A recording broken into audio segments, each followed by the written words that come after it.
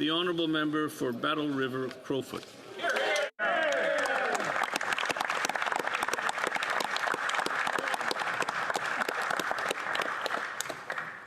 Thank you very much, Mr. Speaker, and it is an honour to rise in my place and deliver what will be my farewell speech in this Parliament.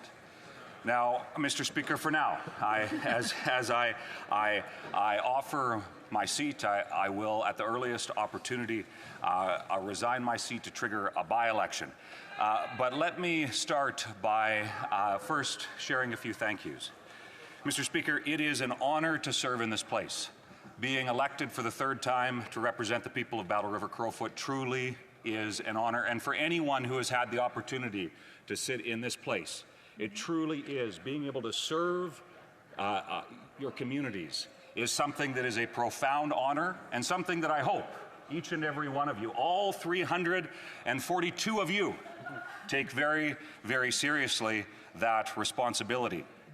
Mr. Speaker, it is, one never gets here by themselves. I am so thankful for a team that has supported me since I first put my name forward to run in a nomination in 2019, and for the 3 elections since, an incredible team. Grassroots conservative supporters that believe in common sense and believe in the things that we believe as a party, not simply because it's an election, but because that's the foundational things that they know our country needs and know what is best. Those are the grassroots people that I am so proud to call my teammates, and of course the team.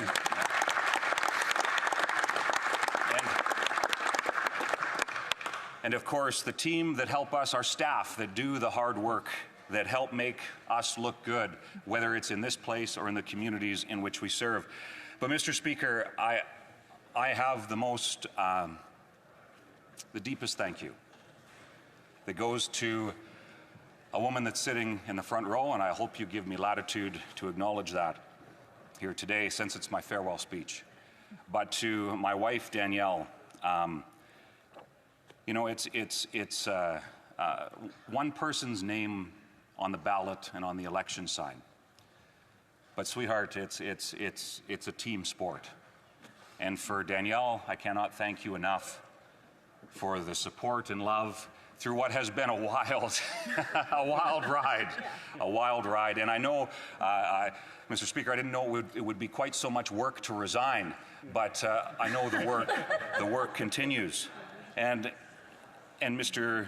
Speaker, for my boys who have not seen their dad as much over the last number of years, I certainly am looking forward to being able to spend some more time with Matthew, Emerson, and Winston, those 3 boys that Danielle and I are so very proud of.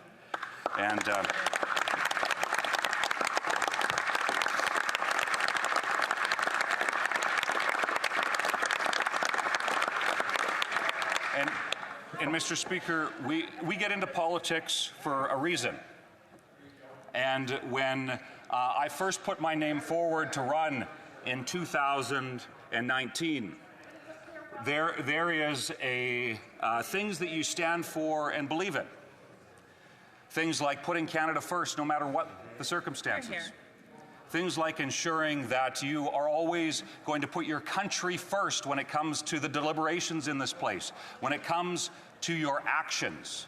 And Mr. Speaker, that is why I am so proud to stand with Danielle and stand with my family and offer my seat, to offer to resign my seat to Pierre Poilievre, the leader of Canada's Conservatives, because that man, I truly believe, is the right man to lead this party, to be the leader of the opposition in this Parliament. And Mr. Speaker, my belief before and my belief remains today that Pierre Poilievre is the right man to be Prime Minister of Canada.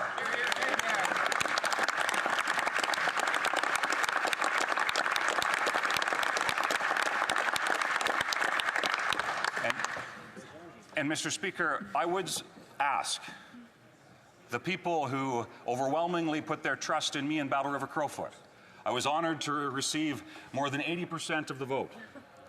An incredible, I think, affirmation of not just myself Mr. Speaker, because politics should never be about oneself, unlike what so many of the Liberals make it about.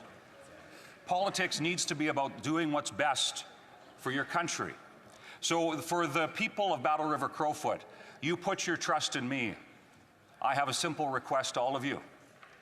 I would ask that you trust me as I ask you in this upcoming by-election to put your trust in Pierre Poilievre and elect him as the Member of Parliament for Battle River Crowfoot for the remainder of this Parliament, as he will fight for you in rural East Central Alberta, and as he fights to represent Canadians, the common sense vision that so many Canadians, in fact, many Canadians put their trust in for the first time in this election. More than 8 million Canadians voted Conservative in this last election.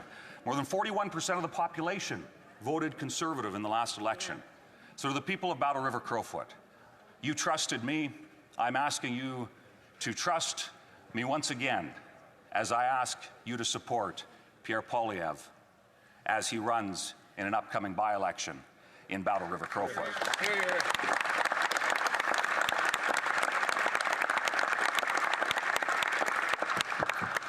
Mr. Speaker, our country faces significant challenges that require real action and a real plan.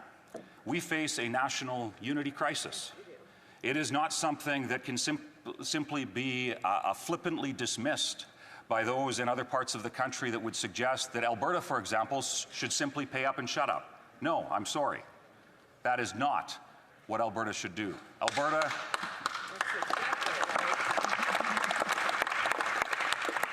deserves a fair voice in the Federation, just like every province. I heard earlier as a new colleague from Newfoundland had a similar sentiment.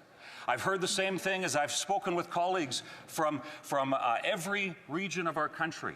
There is challenges that our nation faces, and it deserves more than platitudes and a decade of the same failed ideology that got us into the disastrous position we find ourselves in now. And Mr. Speaker, as this is a debate on the throne speech, as I listened to the throne speech, it was an interesting mix of things because you had a co-opting of some of our ideas for political benefit, but at the very root of it, you see that the Liberals are simply the same old ideologues that we have seen for the last decade that have eroded trust in our institutions, that have held back our economy, that have shut down our resources, that have told Canadians that their voices, their freedoms, and who they are as people doesn't matter. So, Mr. Speaker, as I shared this decision, this offer a number of weeks ago, and as over the last number of weeks spoken with Canadians from coast to coast to coast about this, I see so clearly how the vision that Conservatives brought forward with leader Pierre Poilievre in the last election proposes the solutions that truly our country needs.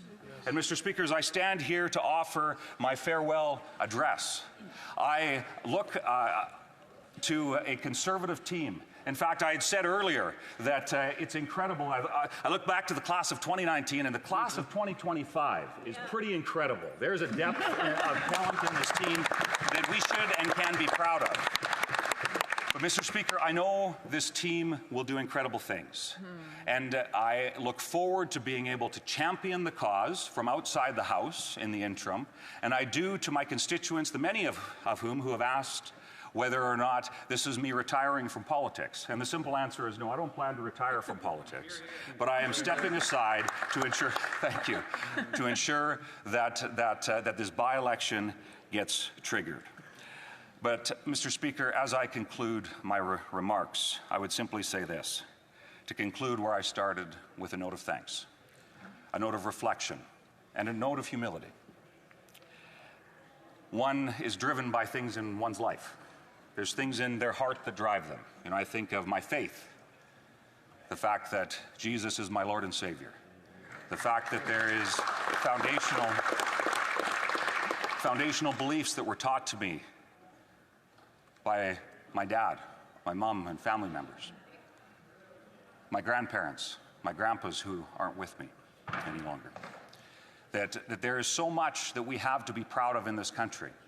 So, Mr. Speaker, as I conclude and as Danielle and I move on to what is a bit of an unexpected chapter of our lives, I would ask each and every person in this House, fight for Canada, fight for what's right, and do so boldly and strongly, because that's the least we can do for the people that send us here. Thank you.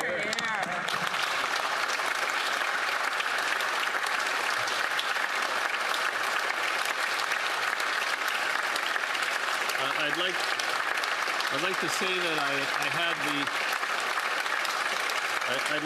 that I had the pleasure of sitting on Environment Committee with the member, and he always displayed honesty and goodwill, and that didn't keep him from keeping the chair on his toes. As a matter of fact, it led him to make efforts to keep the chair on his toes.